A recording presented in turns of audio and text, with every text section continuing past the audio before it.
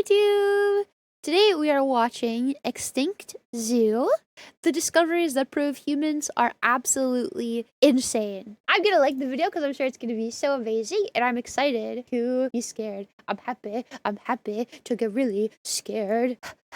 Humans are a very odd bunch. That's true. So much so that I don't think it's crazy to say that we are. Humans call themselves flumpkins and pretend they're penguins who are naked and wear bear ears and a bow tie and have a wife that's a polar bear. So, yeah. I wonder who that could be. By far the weirdest and most deranged animals on the entire planet. And pretty much anywhere you look, there is evidence that reflects this. So it's not really that shocking that over the years, various paleontological and archaeological finds have been made, which can only be summed up as horrifying or extremely bizarre. But like everything, there's levels to this, with only some being so memorable that even the researchers who made the discovery are left a bit scared, bewildered, or in awe. And a single find that managed to give scientists all three of these emotions was the discovery of a mass grave in Italy, or rather, in Acropolis. Pasta break. Which contained the bodies of over 200 individuals that dated to over 1,500 years ago. Now typically, finding hundreds of bodies would be the most alarming part of such a discovery, but not this time. Instead, what really grabbed their attention was just a single specimen, a middle-aged man dubbed TUS 380, who had seemingly died between the age of 40 to 50 and had suffered a. Was this because of like a sickness that went around? Like a lot of people got sick, or is like were they invaded and they got killed, or like is this just like the pit? You if you die, you go in the pit at any given point. There's just an open air pit full of dead people all the time that you just go. Who murders 200 people and puts them all in the same grave? You know what?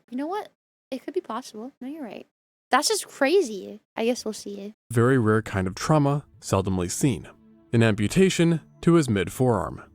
Given the age of his remains, this procedure, if voluntary, would have happened under zero anesthesia, with a bone saw, no antibiotics, and without painkillers after, which is a strong first sign that this dude was absolutely metal. But here's the thing, he was also literally metal, as where his stump would be, instead laid a full-on iron knife, pointing in the direction away from the arm and signifying that we had ancient cyborgs before GTA 6.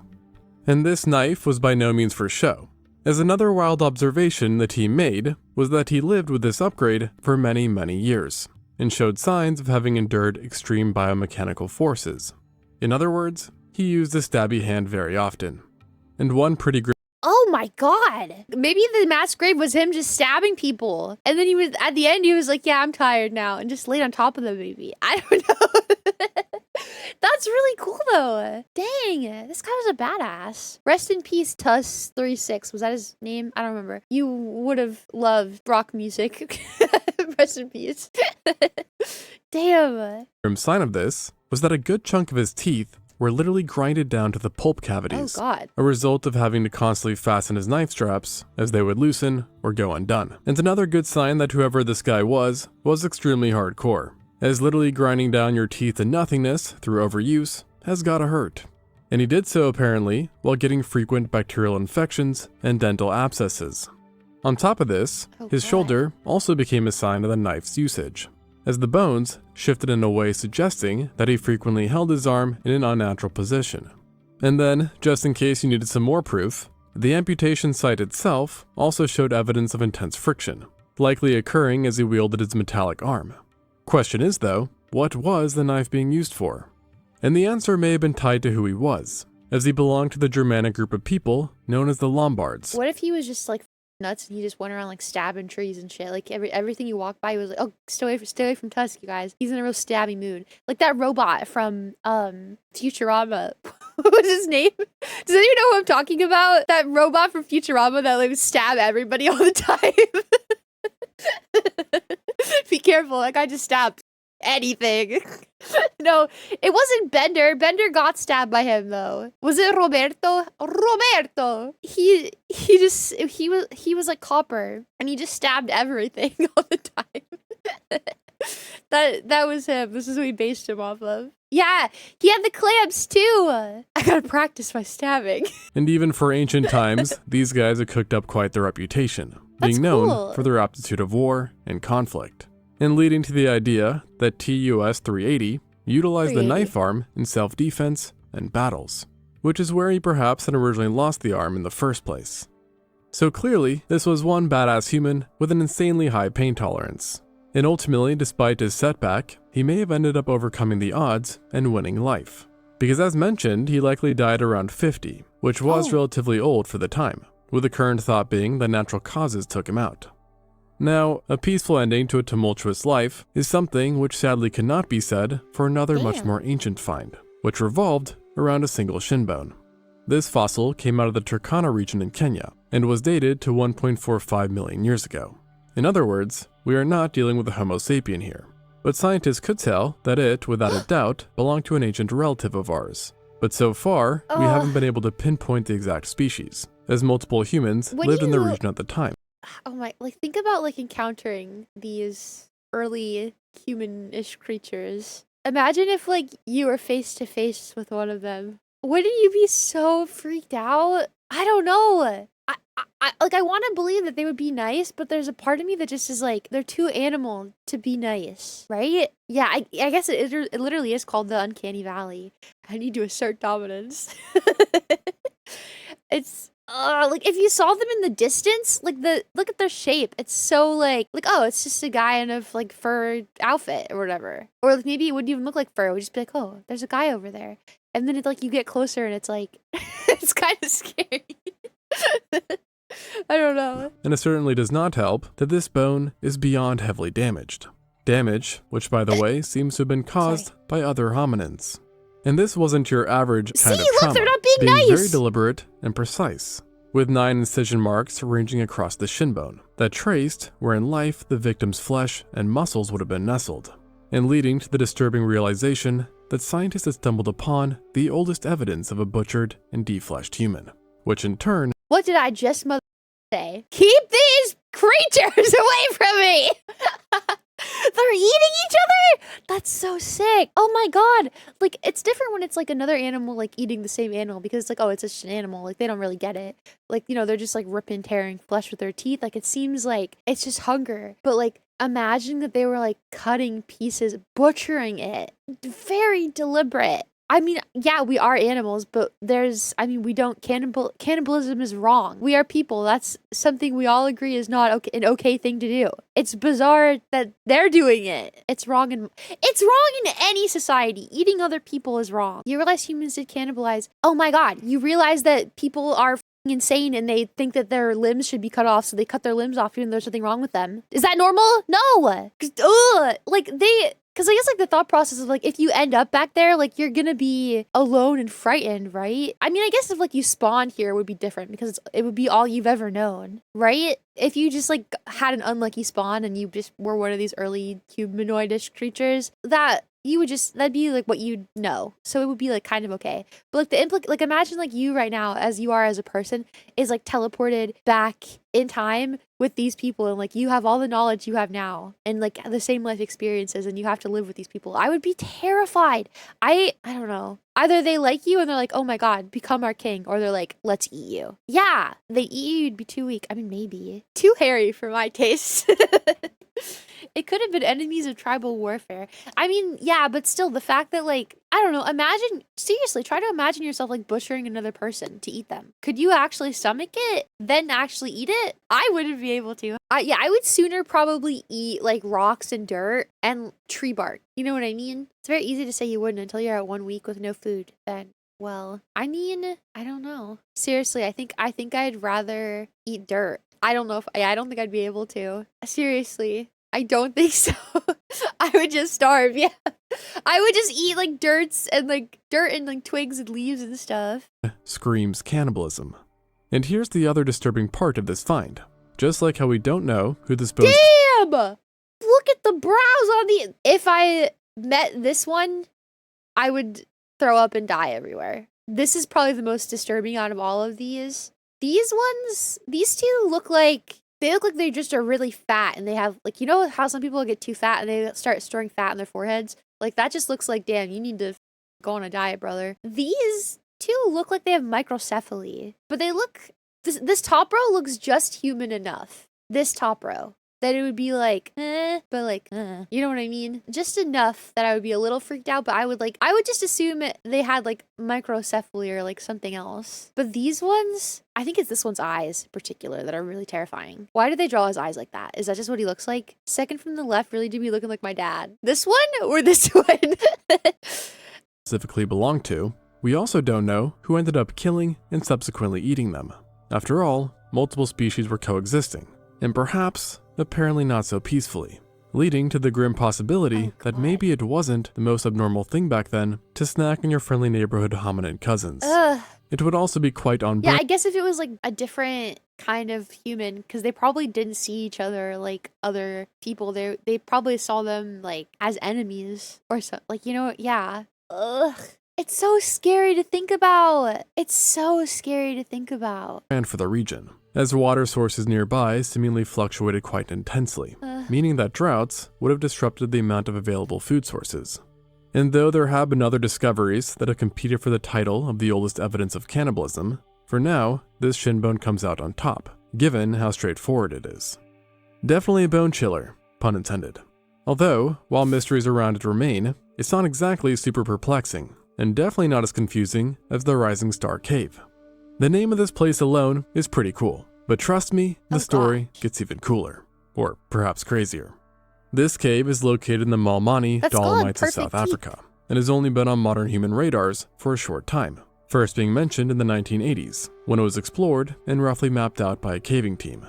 However, not much of it ended up being thoroughly detailed, as they quickly realized that it was a deceptively complex cave system filled with many hazards.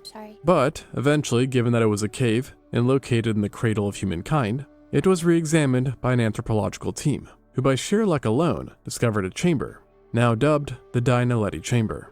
And this area held something remarkable: human bones. And not just a couple, thousands of them, over 1,500 to be exact, which together represented 15 individuals. Did they ever live there in the darkness? The inner cave's entrance bends in a way that would suffocate them if using fire. Yeah, that's what I thought. It looks like in this picture, it was probably washed in from like floods and rains and stuff, because that actually is like a real thing that happens. Flooding can like cause things to collect like this. Also, if there's another entrance into it, they could have been using it as like a burial area, because the people, and I guess people adjacent things, are pretty aware of the fact that like if you keep a dead body around, that's why we buried them. That's why you get rid of them, because it attracts sickness and flies and like not good things. So they would find somewhere to take the dead. So that could totally be a thing for sure. Yeah, there also might have been another way in earlier too that might have collapsed. It's real that humans don't like when we see something that is human-like but not displaying things we would think they should. But it's not how the internet portrays it. We had human-like things we had to identify. Well, I assume that it kind of works for this, because like a lot of them did look human-ish but not human enough. So you were like, especially if they were violent when they saw you, you'd be like on edge. So I guess it makes sense. And not just a couple, thousands of them. Over 1,500 to be exact, which together represented 15 individuals who varied in gender and age, with both infants and elders being amongst the pile. And this range immediately made it the richest assemblage of associated hominin fossils ever unearthed in Africa. A remarkable thing on its own. But here's the odd part. The bones should really not have been there. You see, to reach the chamber in which they were found, you had to overcome some ridiculously hard obstacles, including navigating tens of meters or feet of unlit passages, wiggling through a narrow area which was so tight that only the thinnest people can pass it, and only again when you're in a position akin to the Superman pose.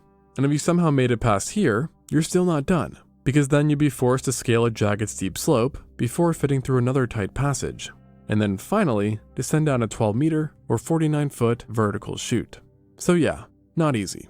But hey, if you somehow survived this and made it through, well, congrats. You finally just reached the entrance of the chamber, which all goes to show that you don't end up here with a lot of deliberate effort.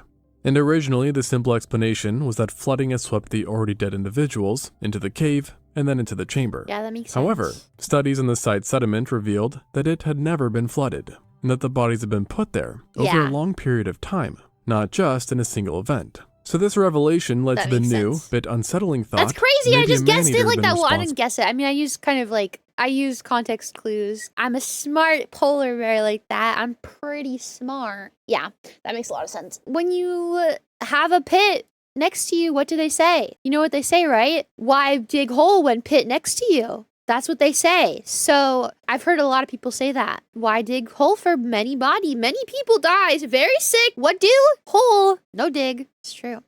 There was probably another entrance a while ago. I don't know if they would go through all the effort to go all the way to the back of that cave when they could have just put them at the front of the cave. That seems, it would be actually less work to dig a hole than it would be to drag a dead body all the way back there.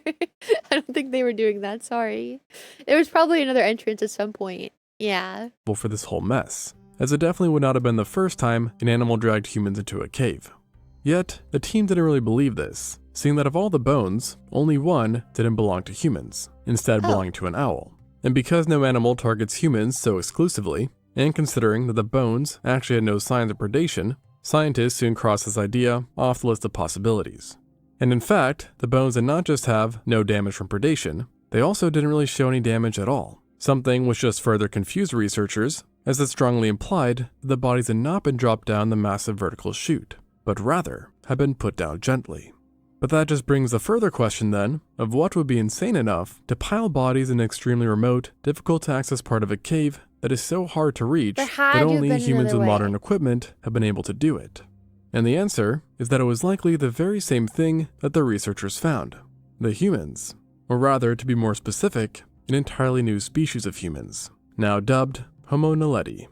Even today, Homo naledi are a group only known through their Rising Star Cave. But thanks to the sheer quantity of bones, we do actually have a fair idea of what they were like anatomically. Both shorter and lighter than us, while also possessing a smaller relative brain size and a body more adapted for arborealism than other Homo species.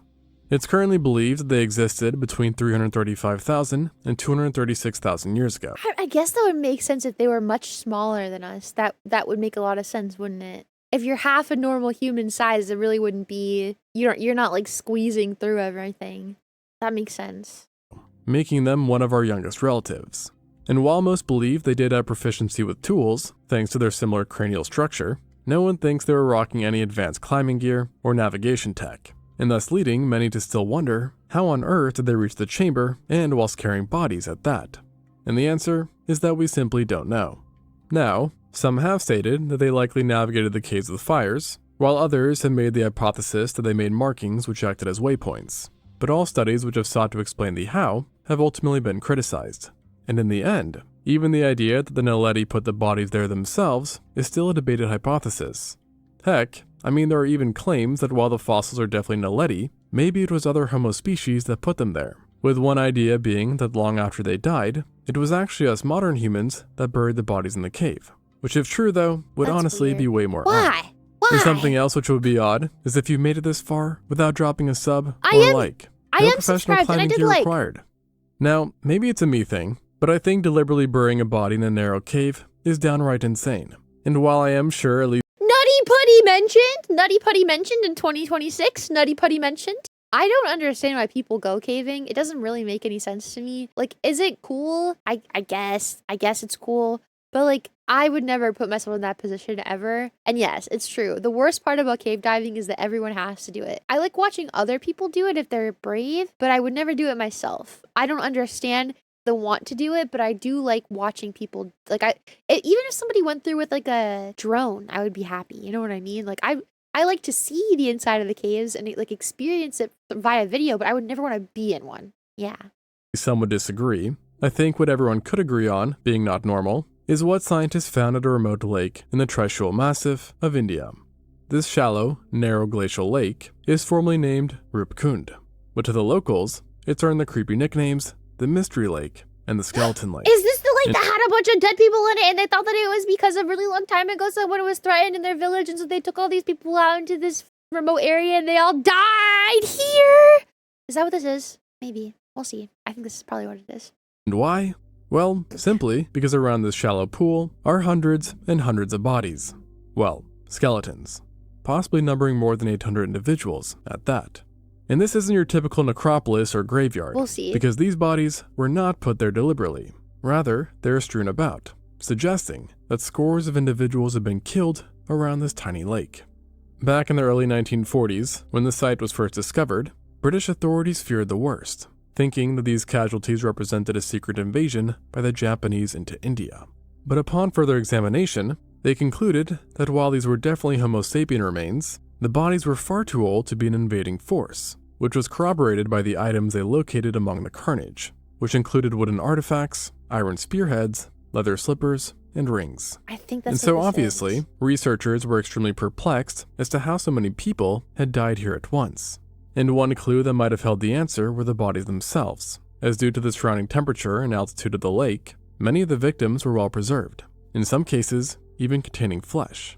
Oh, and what they noticed God. was that a lot of the individuals were all killed by the same thing, a large, round object. To be specific, on the upper bodies and heads, a common injury which was found was blunt force, that appeared to be in the shape of a fallen object, like a stone or a large piece of ice. And interestingly enough, when talking with the nearby villages, scientists heard about a local legend, which told of an ancient king who, along with his family and entourage, that's what had this been is. killed by a large hailstorm when trying to pass through the mountain. And so given this loose account, plus the actual injuries they found on the bodies, the team concluded that Skeleton Lake had in fact seen a massive hailstorm, and therefore Yeah, I remember, I don't know where I saw this the first time. Yeah, it was like this village, I think they were either being attacked, I guess maybe they weren't, maybe they were going on a trip, I don't know. But like this entire village of people pretty much like up and left to go somewhere else, and they ended up getting ambushed during a hailstorm by the hail, not by anybody else. No one was throwing hail at them. They were in the middle of a hailstorm though. I remember reading about this because I was like I don't remember when or where I saw it, but I remember reading about it when it happened, or when I saw it for the first time. And I was like so intrigued by it because I was like, that's crazy. Shit just can happen to you like that. Like this could just happen today, honestly. It could happen today. Stop throwing hail at the old people. resulting in a large number of deaths. Case closed. Or so they thought. Because while hail-like injuries were a theme, not all the skeletons Is there new updates? I feel like I read about this a long time ago. Maybe I didn't read the full story. Wait, okay. I'm sad. I'm sad they died. Whatever. They were gonna, I mean, it's a bajillion years later. They were gonna be dead now regardless. But I'm sad they died. Okay. But is there more to this? had injuries associated with blunt force trauma and hail. But to be honest, this was the lesser of the contradicting evidence which came forth, with the bigger issue being that later on, another team ended up testing more specimens, which revealed that the dead did not represent just one group, but at least 3 different ones, all from different times and regions. Now, 2 of them seem to have died here around 1,000 years ago, within a few decades of each other, and showed typical South Asian ancestry and Southeast Asian ancestry, respectively, while the 3rd group was from a very unexpected region, mainland Greece and Crete. And these outliers had also not died so long ago, with estimates being as recent as just 200 years ago, making more than a few wonder if the lake is even safe to visit nowadays. And obviously we could answer this if we knew what killed each group, but alas, we do not, and for now it's considered a mystery. Most still think a hailstorm is what killed at least a few of them, but 3 separate hail events in this one remote location, which were deadly enough to take out humans, seems highly unlikely, especially when combined with a lack of clear injuries. And the whole thing is even more bizarre when you realize that the identified groups came from the analysis of just 38 individuals. So in other words, who knows just how many groups fell victim to Skeleton Lake? So for now, the mystery remains. But mystery does not always I remember another thing that happened. Oh God, that's really bright actually. equal the spookiest. And something I remember a hot minute ago, there was also another thing where there was this lake that had a buildup of like gases in it, and this lake would like burp every so often, like every few bajillion years. Okay, I'm saying bajillion, you know what I mean. Every like a long time. This gas was killer, and it would roll down the mountain, like roll down the villages, people that lived there, and it would choke people out. Yeah, and it would kill like all the animals, all the people, everyone was dead. Could that lake be similar to that, or is that not a thing? I guess no one will really know. But where is this so I can avoid it? I wonder if that could have like a similar thing, maybe? Nature do be crazy. Because I remember reading about that one, about how it was like the hailstorm took out this ancient group of people that there was like a story about them that they went missing. But I didn't real. I guess I maybe there was like it was just like an early article about it or something, and they didn't realize it at the time that it's 3 different groups of people. That's crazy. Maybe, but they said that there was 3 different groups of people, like from different time periods. I don't know. Which I personally would feel even more uncomfortable around. Oh yeah, hail could be post-mortem. Oh my god, why are you so smart? That's like the most obvious thing ever. Why are you so smart? I literally didn't even realize that. Oh my god. That makes so much sense. Oh man. May have been something actually created out of good intentions. Plastered human skulls. In the 1930s, around the Levant, and especially around the city of Jericho, researchers stumbled upon a frightening object that resembled a human head. It had been constructed through multiple layers of wrapped plaster that were painted and adorned with seashells in order to give the impressions of eyes, hair, and skin. A bit unsettling for sure, yet nothing compared to when they actually pried open these plasters, as within these plastered mockeries were real heads, or at least what was left of them. Are they about to say that many ancient people did this with their loved ones, or is it one up individual? I'm calling it now. They're gonna be like, there was hundreds of them, and it's suspected that a bunch of people did this as a group for their loved ones. No, I'm calling it now. It's one up individual that's stealing skulls and making them into dolls. I assume it's gonna be like, yeah, they did this as like it was common practice. No, it was one up weirdo. It's like that person that makes mice into little strippers. The mice taxidermy person that makes them into little strippers. In a million years, archaeologists are gonna find them and they're gonna be like, oh, they were all over the world, so we're led to believe it was common practice. One weird is doing it on Etsy. I mean, she seems great. She seems lovely. But I'm just saying, one person's doing this, not a million people. Oh, this is creepy. In total, over 20 heads were found, which dated to between 10,000 and 8,000 years ago, and primarily represented adult men, although a few were children and women too. Now what's disturbing, beyond the whole head and plaster part, is that the jawbones had all been removed, and that each of these heads had been placed underneath what would have been homes. An interesting place to store heads, no doubt. And this prompted great interest in why people had created them in the first place, with one of the original ideas being that the artists, if you want to call them that, had killed whoever these heads belonged to, and then taken them as trophies. With the Society of First Farmers in the Middle East, there were a ton of them. It was indeed common practice. Oh no! Whoa, wait, what am I about to look at? Plastering process being a bit like what's seen with shrunken heads. In other words, a ritual of sorts. However, in recent times, a much more wholesome hypothesis has emerged, which is that because the skulls were buried underneath people's houses, they might have represented one of the earliest forms of burial practices in civilization. Additionally, it's been unveiled that these skulls did not remain locked away, but were periodically handled over long periods of time. So long, in fact, that while they were likely started as known to deceased individuals, they eventually became just known as an ancestor to whoever was handling them, which was perhaps too much of a commitment, as after 2000— There's only 20 of them. They said there's like 20 some of them. That's one. This is one person. Weird as hell. This is their hobby.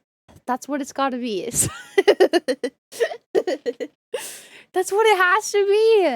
I don't like this. This feels off to me. In your window, the Jericho plastered skulls seems to have vanished from existence, with only one remnant being left behind in the culture, a mythical tale of all things, which was discovered in the region thousands of years later. And it goes like this. Immortal. What does he get in the end? What does Immortal finally get? Glaze poured on his head, lime on top of his skull. Pretty somber for something possibly meant to celebrate ancestors. But honestly, unsettling worship just seemed to be the trend back in the day. And there's actually a way more disturbing example of hypothetical worship. Let me introduce you to the human jigsaw. And yes, it's just as bad as it sounds. What? As opposed to the Levant, this brutal find came out of Scotland, where near South Uist, in Scotland's Outer Hebrides, 4 Bronze Age skeletons were located. Like the Jericho skulls, they were found within ancient houses, with the main difference being that they were above the floor, not beneath, and were lying in pretty normal manners, indicating that they hadn't died in any noteworthy way. And for the most part, they were considered routine finds. Until, that is, under further examination, a contradiction was identified. One of the bodies, a presumed female, turned out to be not all, female. To be exact, most of the body was, yet the skull was male, and so were some of the other parts. And in a further twist, those other parts turned out to have come from really two males, resulting in the stark realization that this skeleton was actually a combination of 3 different individuals. And lo and behold, the other specimens turned out to be a mashup of different people too. Pretty gnarly. And it only gets worse, as another find was that these jigsaw humans had been, well, pickled, essentially, with the bodies showing signs of demineralization. We need to figure out who did this, dig them up, and do weird shit to them. This is unacceptable. What? What? We're cutting people up, stitching them back together, and pickling them? Why? What do you mean pickle? What does pickling imply? Vinegar? They unironically found one serial killer's weird collection. Why? I prefer to get pickled the old-fashioned way. Why? Oh my god, this is sick. We can't say that this is a practice. It's not. This is weird. This is a serial killer. People were weird back then. People did up things like this. Oh no. Something that happens when you stew a human in an extremely acidic environment. And conveniently nearby was a peat bog, which, as it just so happens, contained the necessary amount of acidity, leading to the idea that they had been in the peat bog for quite some time. However, as mentioned, they were not found in the bog itself, which created just more questions, as this meant that someone had purposely stitched multiple bodies together, dipped it in a peat bog, waited oh so very patiently, and then placed the final product in their house. And just to shake things up a tad more, radiocarbon dating found that the bodies were hundreds of years older than the actual building. So what does this all mean? Well, the most likely answer, according to the researchers, is that this was an extreme form of ancestral worship, where for hundreds of years a Bronze Age community in Scotland kept deceased relatives above ground entwined in a jigsaw monstrosity, which they also seemed to pass down and add to through time. In other words, more bodies were added as people died. Why? Of course, there is also again the more grim possibility that these were not an example of ancestor worship, but rather were trophies. But given just the people are like, what? Just get buried. Just go to mausoleum. No, somebody's gonna dig up my body and do weird shit with it, just like this. I don't want anyone to stitch me. I don't care if you're my grandkid. What? If you love me, you'll let me go. Don't play with my dead body. That's sick. Ugh. I want a water cremation. That's what I want. I don't like the thought of getting burned. I'm not big on that. Water cremation. Please. Please. This is Ed. He's the village pickler. Don't pickle me! Please. I want a Viking funeral? No, you don't. Oh my god. Fishies would eat you. Don't look him in the eyes. The village pickler. Don't look him in the eyes. Sue, that's so gross. No. sheer amount of effort that went into making them, most think that's probably not the case. And given the known instances of violence from ancient times, this does seem to track, as they weren't exactly careful and meticulous with their fallen foes' remains. And honestly, even compared to some of the messed up things that have happened in today's times, I'd have to say that ancient violence shows to have been quite a bit more deranged. After all, there was a whole period, the Neolithic, where people seemed to be all about unusual cruel killings, with multiple large sites even being found throughout Eurasia. Oh god. In fact, so many brutal discoveries are known of that I even made a full video on it, so go check that out if that sounds interesting. Additionally, due to the period's notoriety, researchers have even become a bit desensitized to Neolithic murders, with very few cases of violence outside of this time being able to compete. But there is one location in the US that actually comes pretty darn close, with it also representing a potential meltdown of an entire society. Now, our story here begins in southwestern Colorado, where back in the day an ancient culture was known to reside, now known as the basket maker Pueblo culture. For thousands of years they lived in the region, and were known to inhabit pit houses, which simply put is a house built in the ground and used for shelter. And it was in a few of these structures and their surroundings that an extremely horrific scene was discovered, an entire community wiped from the face of the earth. There were at least 24 bodies in total, but it was 7 in particular that grabbed people's attention, as they were beyond destroyed. Their bones had been cleaned of flesh, roasted, and cracked open, while the skulls were scorched, smashed, and had scoop marks showing signs of people fishing the brains out, all evidence that a mass cannibalistic feast had gone down. And this was no simple attack, as the site— Stop eating other people! Stop eating other people. Stop eating other people. It's weird. It's weird and it's not okay. Stop. I'm so glad that it's illegal now. Can we stop eating people? Oh my god. It's so gross. Why? Why are people like brutally evil all the time also? Like, why is this a thing? Why is this a returning theme constantly? Site was not only abandoned, but also defiled, suggesting that whoever lived there did not take captives, but rather were the captives, or victims, being attacked, killed, and then eaten within their very own homes. And evidence beyond the actual bodies included blood-stained tools and cooking pots. In other words, they may have been cooked in the very same pots that they used to make supper.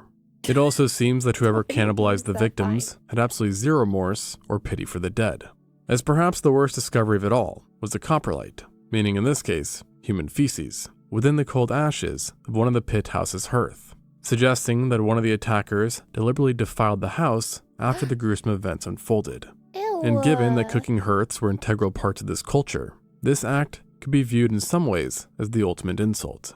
And honestly, given the sheer brutality of everything, there was actually some initial pushback on the findings, people are sick. claiming that perhaps a foreign culture had invaded, or that the bodies weren't actually cannibalized, with the damage having come from other means. Yet unfortunately, this turned out to be some wishful thinking, as one damning piece of evidence came to light, and that was the coprolite itself. As after testing, scientists found the presence of myoglobin, human myoglobin. And that doesn't just end up in your stool unless you've been gnawing on someone, mainly someone's flesh, as myoglobin is not found in most organs or vessels. Furthermore, whoever did this disrespectful deed in the hearth must have been a serious cannibal, since opposed to other coprolites known in the region, this one was all myoglobin, meaning that for 12 hours before defecating, human was the only thing this unknown individual was snacking on. No veggies, no fruits, nada. Just straight What a human. sicko! But here's the thing though. While this example is the most brutal one in the locality, it was actually just one piece of a larger puzzle. As out of the blue, researchers noted that the basket maker Pueblo culture had at some point gone from pretty chill to straight killing and eating other humans. A bit similar to what we've seen in other Neolithic cultures. And actually, it has one of the highest rates of suspected cannibalism and violence of any known ancient culture, with one study finding 72 sites with signs of cannibalism, 38 of them being definitive. And then on top of that, another analysis of 870 skeletons found that more than 8% bore cannibalism marks, while rates of violence were even higher. And given how this gnarly episode of violence kinda just sprung out of nowhere, many have wondered why. And though debates remain, one idea which has emerged as the favorite answers this mystery through two important coincidences. The first being that around the same time, roughly 850 years ago, the Chaco system, which essentially was the heart of this culture, mysteriously collapsed and disappeared. And then the second coincidence was that severe droughts had struck the land after periods of plentiful rain. And when you combine all this together, you get a land so desolate due to droughts that society essentially slowly imploded, with the cannibalism reflecting the unimaginable final days, where people turned on each other just to survive. So yeah, pretty messed up.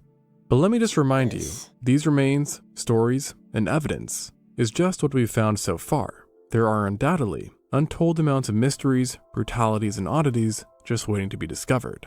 But hey, on that cheerful note, if you somehow made it through all of this without needing therapy, congrats. You're made of stronger stuff than those Jericho skulls. And if you want some more reasons that'll make you question humanity's sanity, I've got a whole video on the Neolithic period's violence, which I mentioned earlier. Though fair warning, it does not get any less disturbing. Anyways, thanks for watching, and until next time on ExtinctZoo. I guess thanks for making the video, I guess. Oh my god! How should I feel?